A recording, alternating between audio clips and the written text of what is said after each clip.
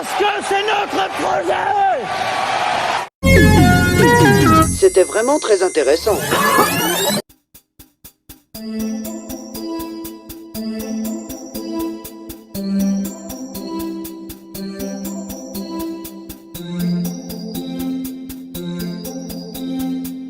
Mesure d'intensité en courant continu avec notre ampèremètre analogique.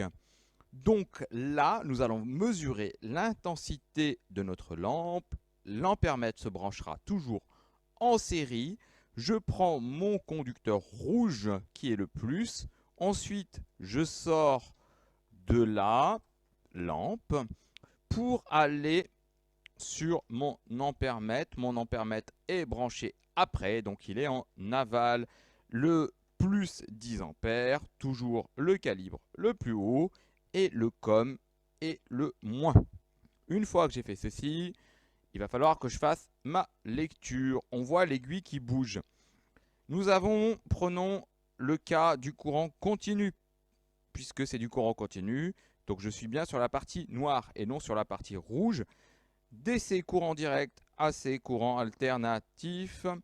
Ici, je vais avoir 50 divisions, une lecture qui est à peu près à 9, et je vais appliquer L fois C divisé par D. Donc lecture, 9 fois C, le calibre qui est à 50, divisé par le nombre de divisions, le calibre qui est à 10, et le nombre de divisions qui est à 50. Et je vous laisserai me mettre en dessous de la vidéo la bonne réponse.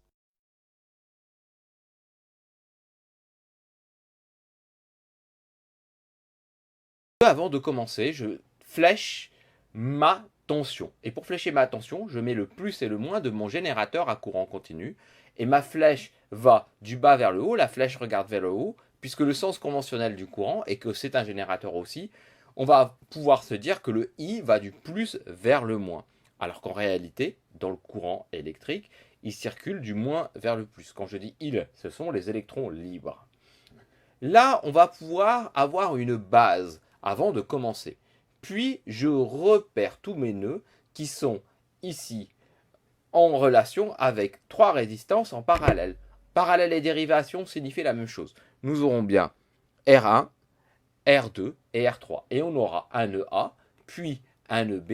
Et en miroir, on va pouvoir retrouver les deux mêmes nœuds, A' et B'. Puis, une fois que j'ai réfléchi à repérer mes nœuds, je vais pouvoir tout simplement mettre tous les courants qui vont circuler dans mon circuit. Nous allons avoir un autre I, puis un autre I, puis un autre I au niveau de A et au niveau de B, et ainsi de suite. Sauf que si je ne les nomme pas et que j'y mets pas des repères, que je ne mets pas ces fameux indices, pour simplifier mes calculs, ça va être très compliqué. Donc, je note bien sur mon schéma, parce que je travaille toujours avec un schéma, I au point A, et puis il y en a deux qui sortent. Donc j'aurai I1 et I2. Au point B, j'aurai I2, mais à droite de mon point B, j'aurai bien I3 et I4. Et à partir de là, ça va être très facile de dessiner mes courants, qui vont respecter la règle suivante, qui vont respecter la formule suivante, qui vont respecter l'explication suivante. La somme des courants entrants est égale à la somme des courants sortants. Cela signifie quoi exactement? Que j'aurai tout simplement I est égal à I1 plus I2 au point A. Donc je répète, I est égal à I1 plus I2 au point A. Somme des courants entrants. I est égal à somme des courants sortants, donc I1 plus I2. Et j'aurai au point B, donc I2 est égal à, donc I2 est entrant, donc I2 est égal à I3 plus I4. Et là, j'aurai bien ma règle que je répète, somme des courants entrants égale somme des courants sortants. Bien entendu, pour vous entraîner, vous pouvez faire la même chose avec les points A', le nœud A', et le point B', le nœud B'.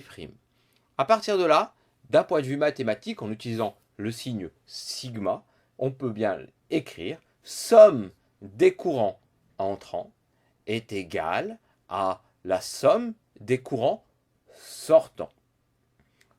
Pour finir cette vidéo, je vous demande simplement de me dire ce que vous avez appris. Vous éteignez la vidéo, vous prenez une feuille, vous notez tout ce que vous avez retenu. N'hésitez pas à me mettre des commentaires, à vous abonner, à me poser des questions sur cette règle de base qui va nous permettre, en régime établi, de définir tous nos calculs sur les lois de Kirchhoff.